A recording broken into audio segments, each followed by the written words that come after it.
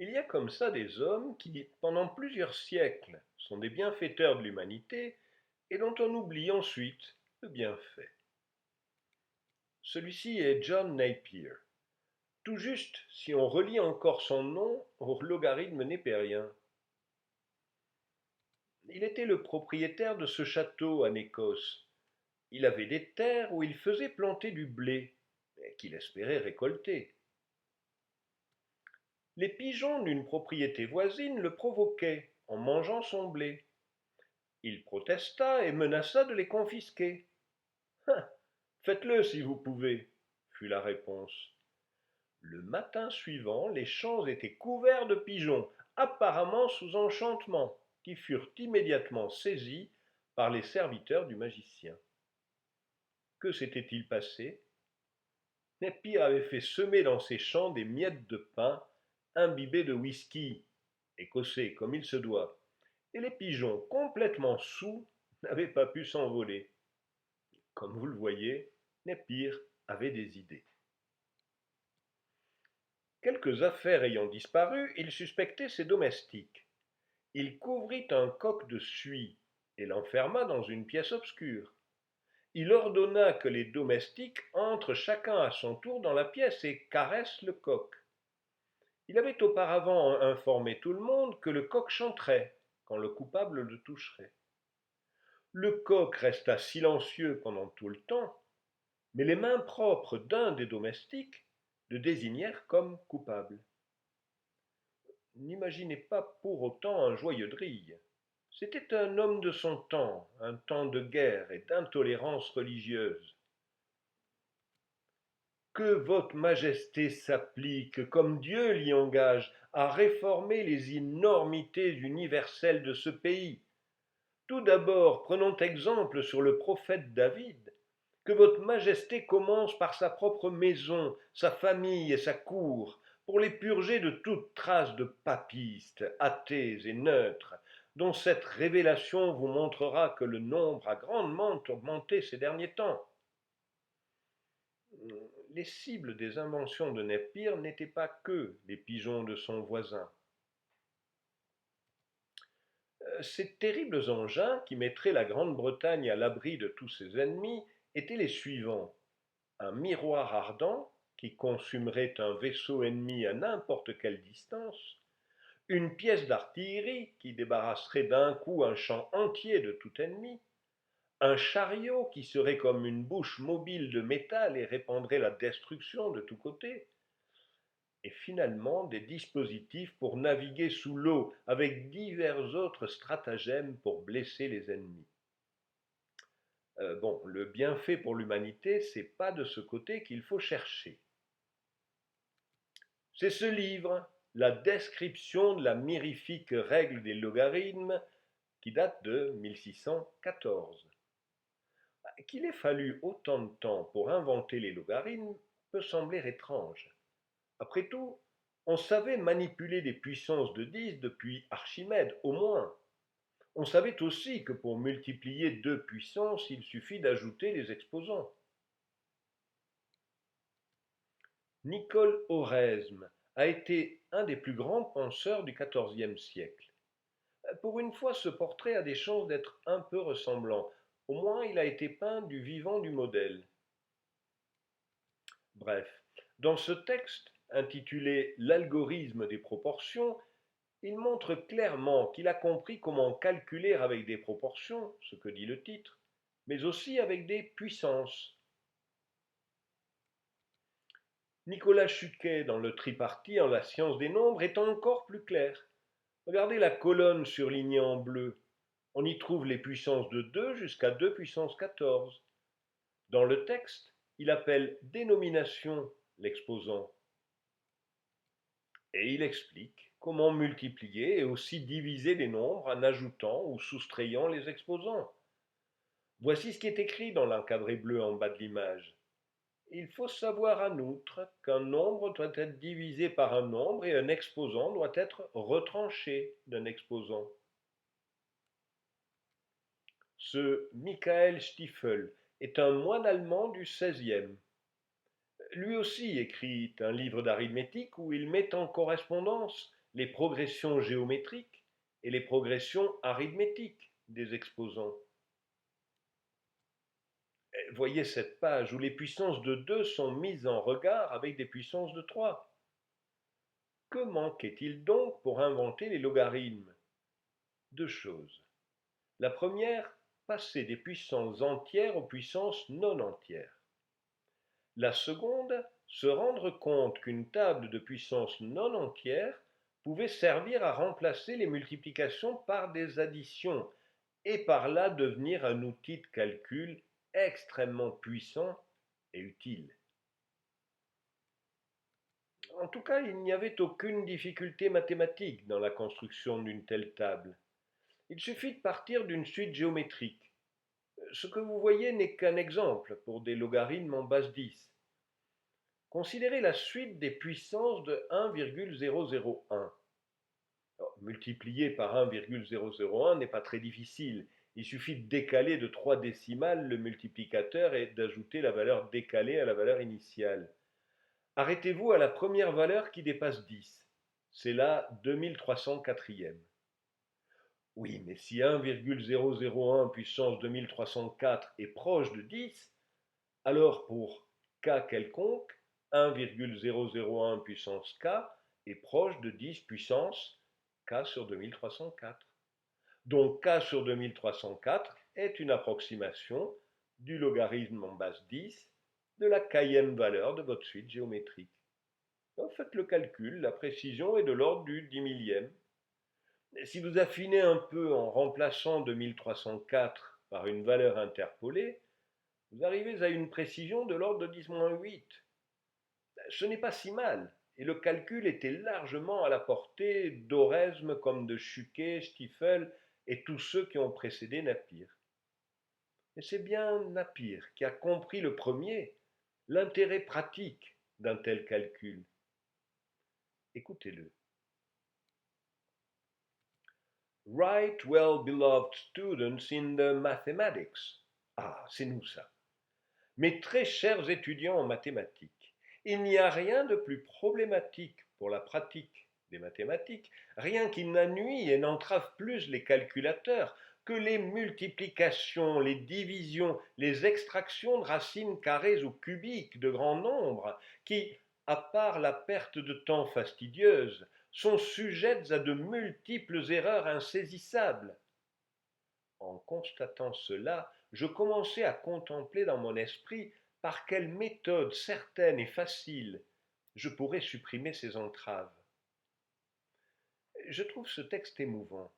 Il est le premier d'une longue série de descriptions de techniques de calcul et de machines. Il donne déjà les deux arguments qui ont motivé toutes les recherches sur les moyens de calcul. Calculer, d'une part, c'est long et ennuyeux, et d'autre part, c'est risqué de se tromper. Quand 2 siècles plus tard, Babbage développe sa machine aux différences, il ne dira pas autre chose. Le texte précédent était extrait de la préface dans la première traduction anglaise. Cette édition de 1616 annonce l'addition d'une table instrumentale pour trouver la partie proportionnelle inventée par le traducteur et présentée à la fin du livre par Henry Briggs, Geometry Reader at Gresham House in London. Henry Briggs, le voici. Il a été un des premiers à comprendre l'intérêt de l'invention et aussi le premier à proposer les logarithmes décimaux plutôt que népériens, justement. Après le décès de Napier, il produira cette table des logarithmes décimaux de 1 à 20 000 et de 90 000 à 100 000 avec 15 décimales. On ne fera pas beaucoup mieux pendant les 2 siècles suivants. Quand il découvre les logarithmes en 1614, il est émerveillé et veut à tout prix connaître Napier. Cet homme, William Lilly, a laissé un récit de leur rencontre. Il n'y a pas assisté lui-même, mais il semble assez crédible. Entre Londres et Édimbourg, il y a 534 kilomètres. Avec les moyens de transport de l'époque, il fallait plusieurs semaines. D'abord, quand Lord Napier de Merchiston rendit publics ses logarithmes, M. Briggs, alors lecteur d'astronomie au Gresham College à Londres, fut tellement saisi d'admiration qu'il n'eut de cesse de rencontrer Lord Merchiston, par qui ils avaient été inventés. Il fit la connaissance de John Marr, qui alla en Écosse avant M. Briggs, afin de se trouver là quand les deux savants se rencontreraient. M. Briggs fixa un rendez-vous pour la rencontre à Édimbourg. Et comme il n'y était pas, Lord Napier doutait qu'il vienne. Il se trouva qu'un jour, John Marr et Lord Napier parlaient de M. Briggs. Ah, John, dit Merchiston, M. Briggs ne viendra pas. À cet instant même, quelqu'un frappe à la grille. John Marr se précipite, et c'était M. Briggs, à son grand plaisir. Il ramena M. Briggs dans la chambre de Napier, et là, pendant un quart d'heure, chacun tenant l'autre avec admiration, aucun mot ne fut prononcé. Enfin, M. Briggs parla. My lord, j'ai entrepris ce long voyage précisément pour voir votre personne et pour apprendre par quel artifice d'esprit ou d'intelligence vous en êtes venu à penser cette aide excellente pour l'astronomie, à savoir les logarithmes. Mais, my lord, maintenant que vous les avez trouvés, je m'étonne que personne ne les ait trouvés avant, puisqu'une fois connus, c'était si simple. Il fut reçu noblement par Lord Napier, et chaque été, tant que le lord fut vivant, cet homme vénérable, M. Briggs, fit le voyage en Écosse pour lui rendre visite. Le narrateur, Lilly, a été un grand spécialiste d'astrologie. Il ne peut pas s'empêcher d'ajouter: ces deux-là étaient en leur temps des hommes de valeur. Pourtant, l'un d'eux, Lord Merchiston, était un grand amateur d'astrologie. Mais Briggs était l'homme le plus caustique contre l'astrologie qu'on ait connu. Et comme quoi, on peut être amateur d'astrologie et faire pour l'astronomie, la découverte la plus importante depuis Ptolémée. Népire, aussi bien que Briggs, ne s'y était pas trompé. C'est bien pour les calculs d'astronomie que les logarithmes allaient être les plus utiles. D'ailleurs, dès la première édition, Napier avait calculé des logarithmes de sinus et de tangentes. Et il se trouve qu'un astronome avait déjà eu la même idée. Cet homme, Joost Bürgi, était un horloger suisse, mais il fabriquait aussi des instruments astronomiques et était astronome et mathématicien. Il s'était fabriqué des tables pour faciliter ses calculs, mais il ne les a pas publiées avant 1620. Les voici, les tables de Bürgi, selon le titre Table de progressions arithmétiques et géométriques. Ce ne sont pas des tables de logarithmes à proprement parler, seulement des tables de puissance, c'est-à-dire la réciproque. Bürgi n'a pas vraiment inventé les logarithmes avant Napier, mais pour l'usage pratique du calcul, c'était presque la même chose. Selon Kepler, Bürgi avait fabriqué ces tables longtemps avant Napier.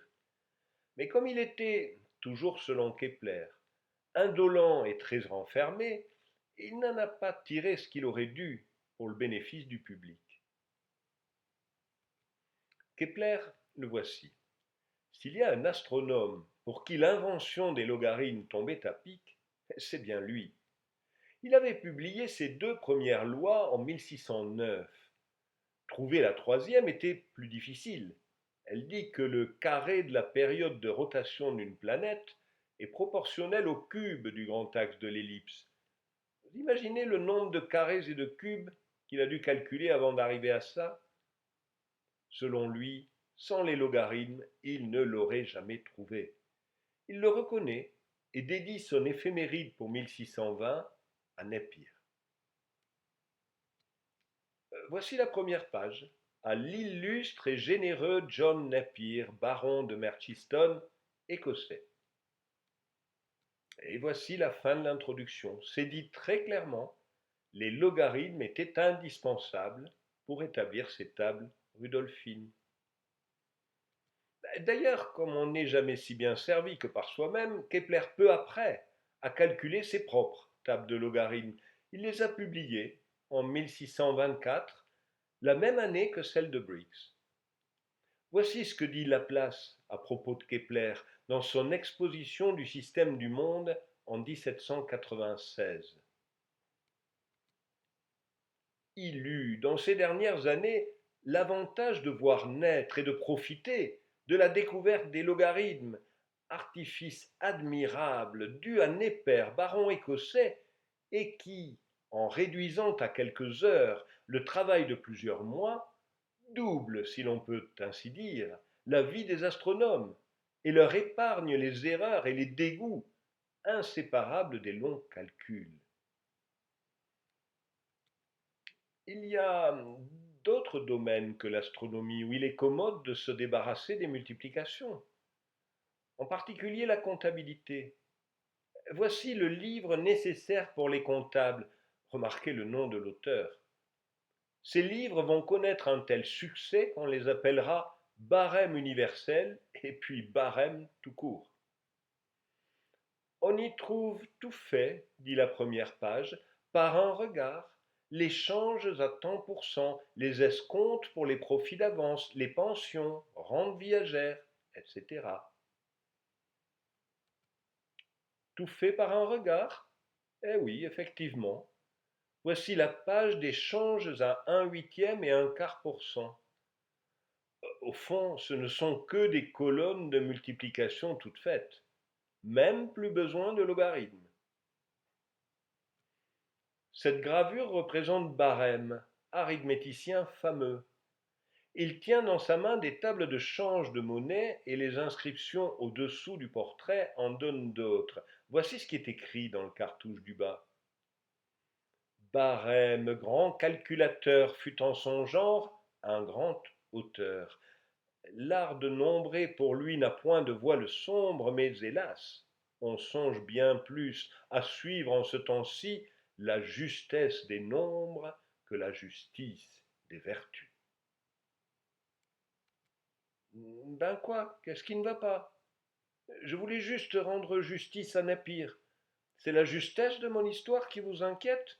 Oh, je vous trouve injuste.